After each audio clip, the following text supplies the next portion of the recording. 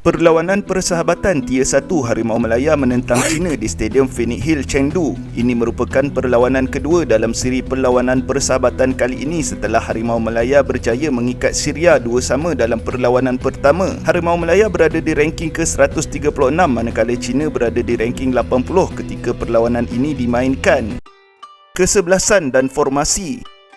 Harimau Malaya bermula dengan formasi 4-3-3 di atas kertas dengan gandingan back 4 diisi Corbin Ong, Dion Coules, Dominic Tan dan Matthew Davis. Tiga di tengah ialah Brandon Gunn yang memainkan peranan lebih defensif diapit Endrick Dos Santos bersama Paulo Josue. Trio serangan diisi gandingan Faisal Halim selaku right wing forward, Darren Lock selaku central forward dan Ahya Rashid selaku left wing forward.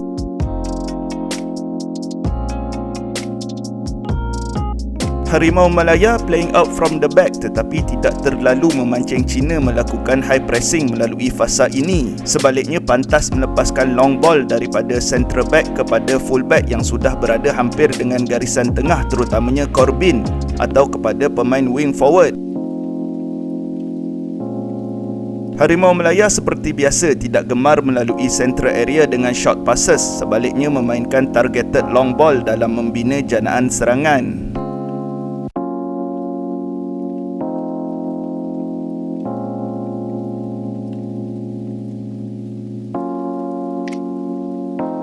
Malah melalui cara beginilah gol Harimau Malaya terhasil dengan satu long ball daripada Shihan dan sedikit sentuhan daripada Paulo Josue.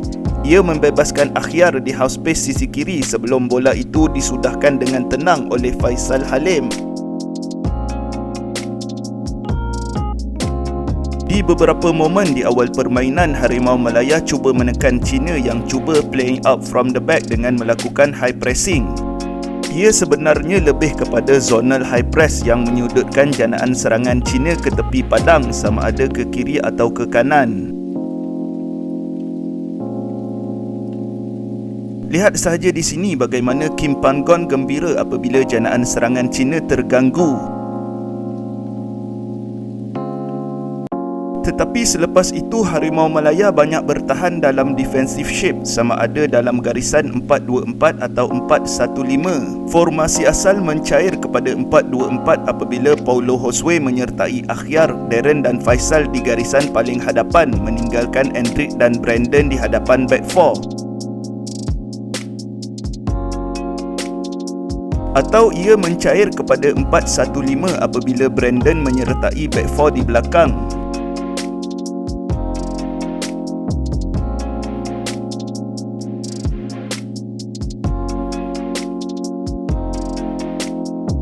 Harimau Malaya bertahan dalam defensive shape ini di mid block sekitar half line atau sedikit lebih bawah daripada half line.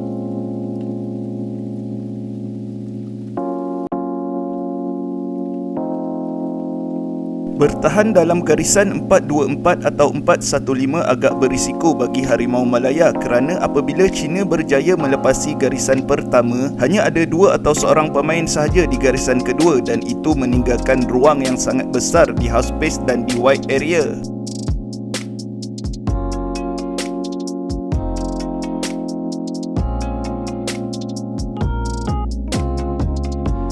Ia juga boleh memberikan situasi 1 lawan 1 kepada fullback Harimau Malaya jika pemain wing forward Harimau Malaya lambat turun untuk membantu.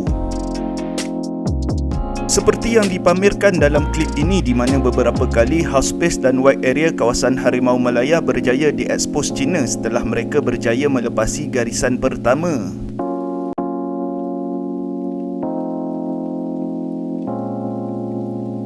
Klip ini menunjukkan Faisal Halim terpancing untuk keluar lebih jauh berbanding rakan lain di garisan pertama, meninggalkan ruang yang besar di belakang beliau.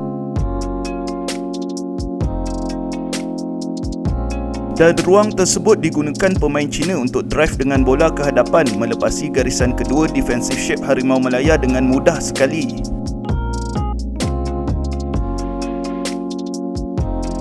Juga dalam klip ini apabila pemain China berjaya melakukan line breaking pass melepasi garisan pertama dan cuma Endrick yang berada di garisan kedua. Ia memberikan China ruang yang besar di half space dan di wide area untuk dieksploitasi dalam situasi 1 lawan 1.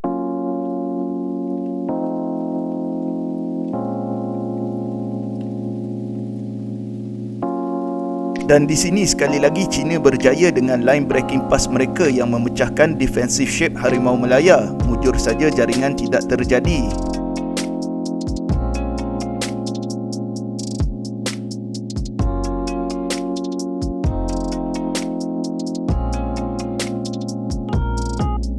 Apabila tidak sempat atau terlepas melakukan high pressing untuk mengganggu janaan serangan Harimau Malaya, China akan bertahan dalam defensive shape 2-4-4. Mereka kompak di tengah untuk menolak Harimau Malaya melakukan sideway passes dan melindungi central area.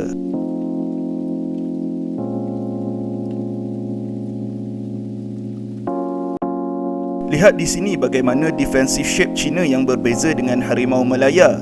Mereka melindungi central area dan half space di garisan kedua, memaksa Harimau Malaya menghantar bola ke wide area supaya senang diamankan oleh mereka.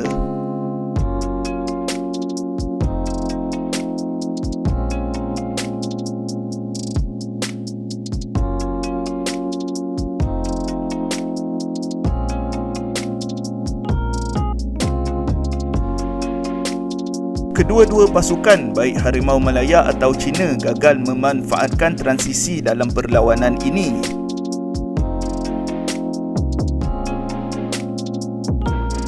Harimau Malaya dan China sama-sama kopoh dalam transisi dengan decision making yang salah atau final pass yang tidak kemas dan menyukarkan rakan.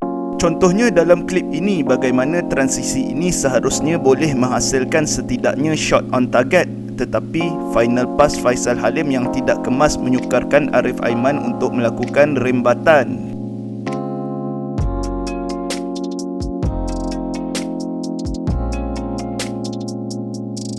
Harimau Malaya melakukan beberapa pertukaran di separuh masa kedua, tetapi secara sistem mereka masih bermain seperti di separuh masa pertama. Faisal Halim berpindah ke sisi kiri mengambil tempat Akhyar yang dikeluarkan. Posisi Faisal di sisi kanan kini diisi Arif Aiman.